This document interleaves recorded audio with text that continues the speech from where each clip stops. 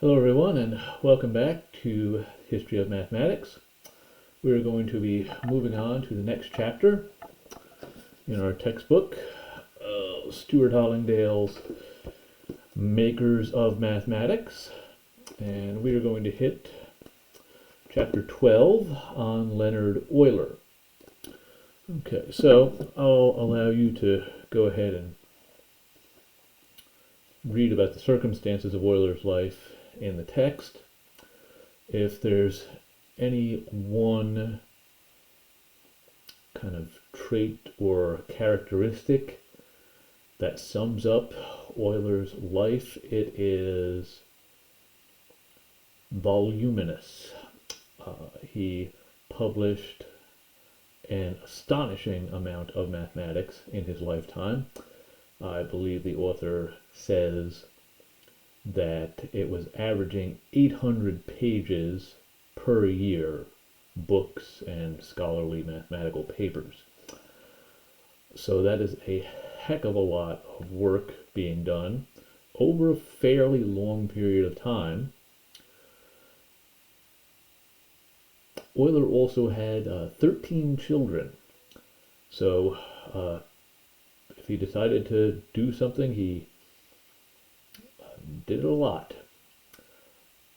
Another interesting fact is that Euler was blind for a considerably long period of his life, and his blindness actually corresponded with a particularly high period of mathematical output. So that's another interesting fact. He actually would dictate a lot of his work to people who would help him write it down.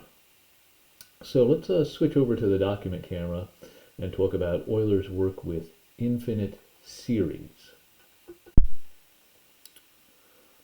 So Euler had a prodigious mathematical output. For historical context, his life almost exactly overlaps with the life of Ben Franklin. You can see the years of birth and death for both people.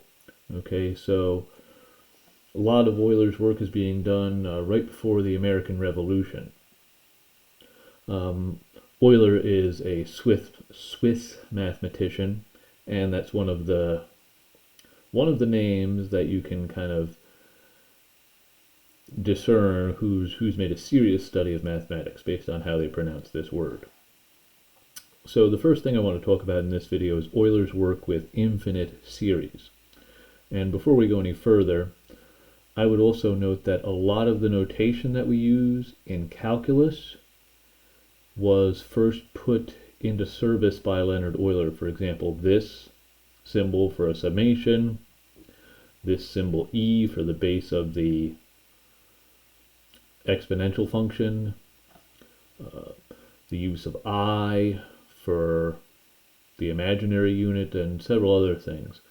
So Euler's work is one of the first mathematicians where we can just take exactly what he wrote and pretty much understand it without any interpretation. Okay, but back to Euler's work with infinite series. So there are a couple of infinite series that every student of calculus needs to know, and this is one of them right here. So this is the Maclaurin series for e to the x, the power series for e to the x expanded about x equals 0. And one of the neat functions in calculus is, of course, that exponential function. And one of its kind of defining properties is that the derivative of e to the x is equal to e to the x. And if we look at that series up there, if we take that and differentiate every term in that series,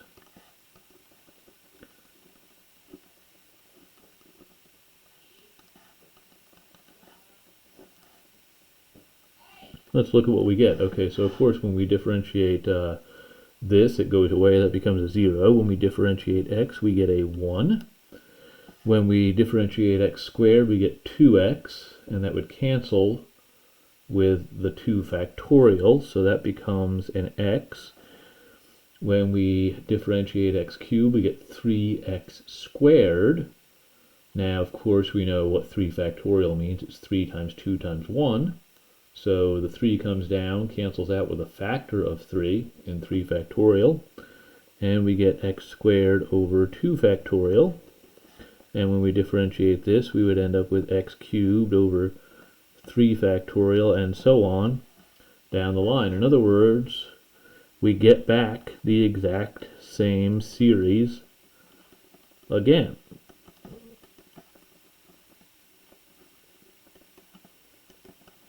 Okay, so we know the exponential function is its own derivative, and it's not a coincidence that this series is its own derivative. In fact, basically, what we're saying right up here is that this series has to be its own derivative because it's equal to the exponential function base e. Okay, so another couple of series that all students of calculus will need to be familiar with is the series for cosine x and the series for sine x. Okay, the power series expansions for both of these. Okay, now, let's see here. I think it actually goes like this.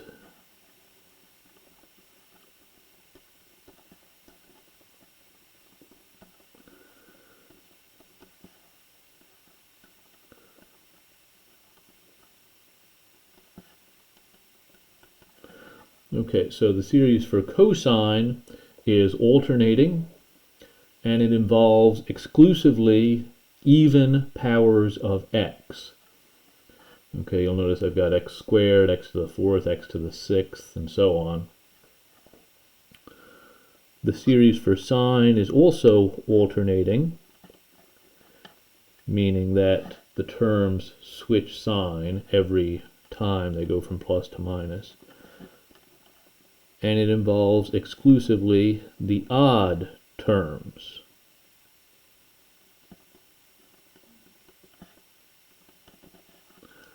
So it's kind of interesting to look at some calculus here, and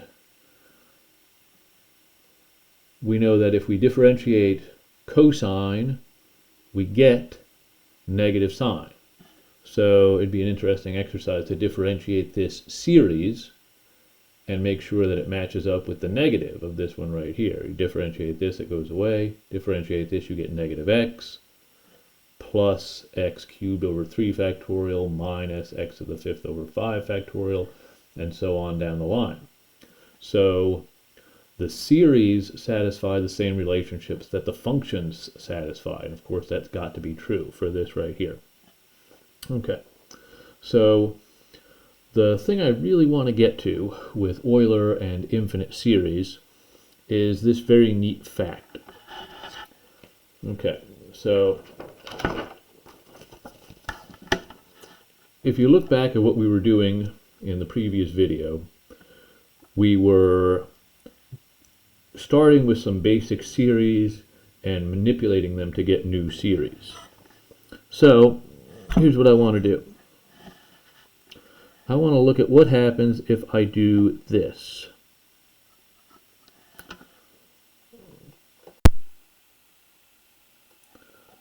So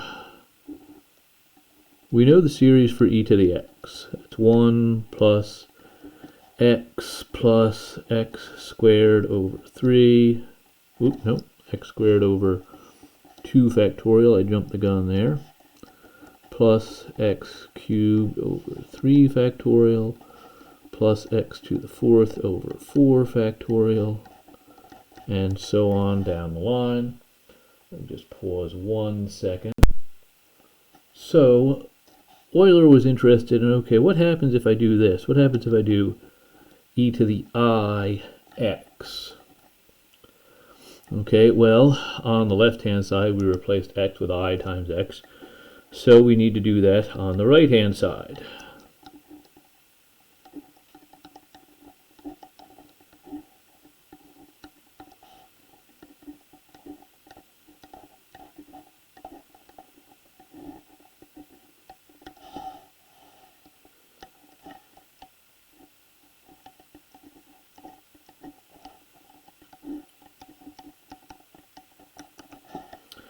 Okay. Now, of course, we know some basic properties of I from our experience typically in our algebra classes. All right, so the complex number I has the property that if you square it, you get -1. So of course here when I do ix squared, I have to do ix times ix, so I get I squared.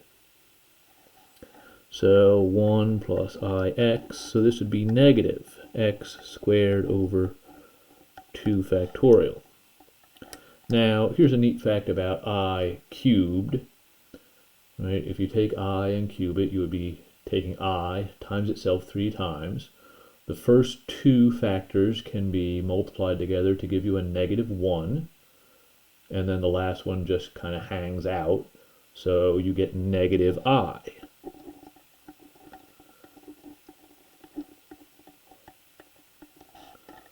And then when you raise I to the 4th, you actually get a 1.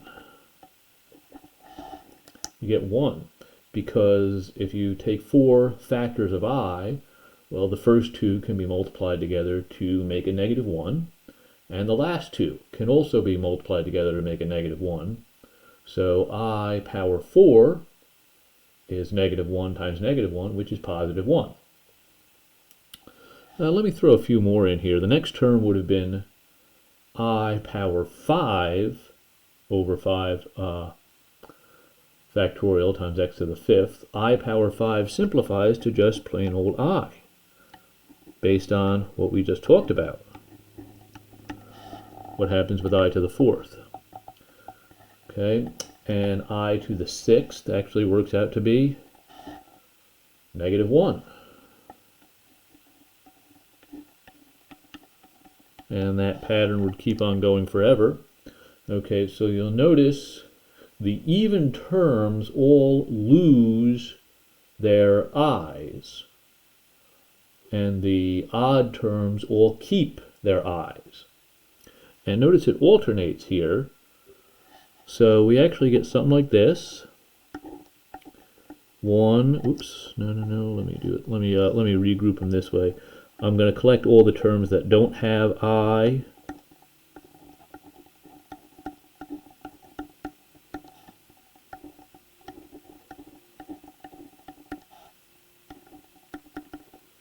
Now, of course, there'd be infinitely many of them. That would go on forever. And I'm going to collect all the terms that do have an I and factor it out.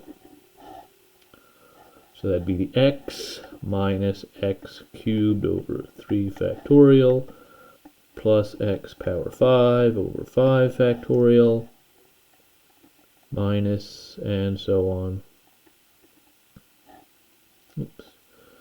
X power 5, x to the 7th over 7 factorial plus, and that series would keep on going forever. And if you look back to what we were talking about just a few minutes ago, those are the series for cosine and sine, respectively. Thus, e to the ix equals cosine x plus I sine x. Scoot that up a little bit there so we can see it. Okay, so this is sometimes known as Euler's identity.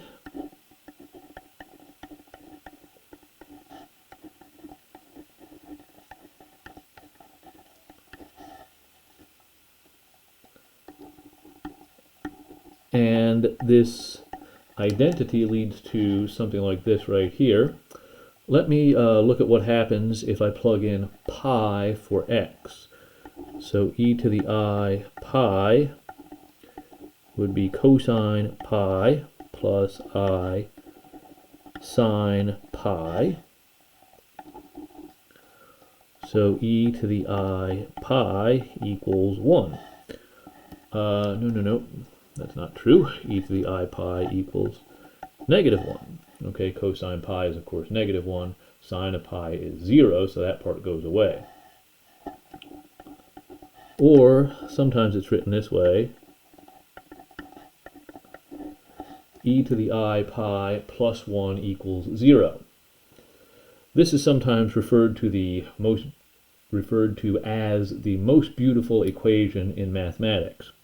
And the reason is because it's got all these fundamental constants showing up in a single simple equation. You've got the additive identity, you've got the multiplicative identity, you've got pi from geometry, you've got E from calculus, you've got I from algebra, all kind of showing up in this single equation, this single simple equation.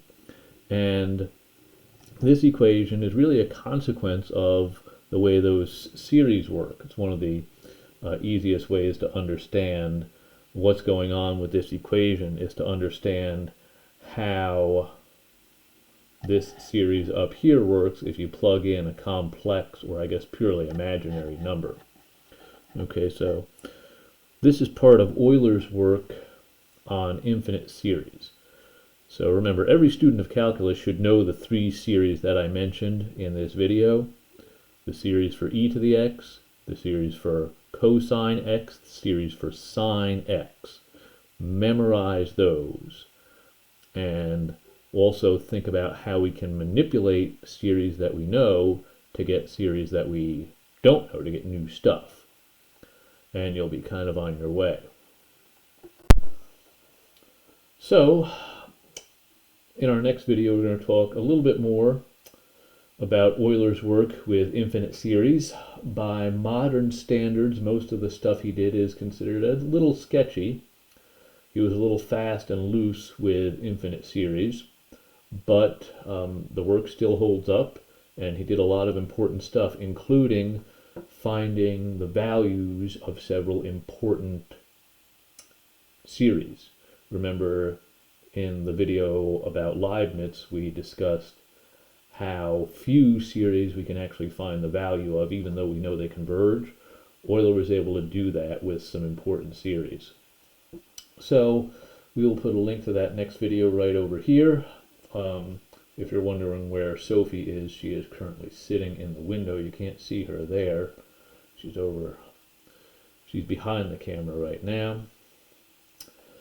So look for that next video on more work of Leonhard Euler dealing with infinite series.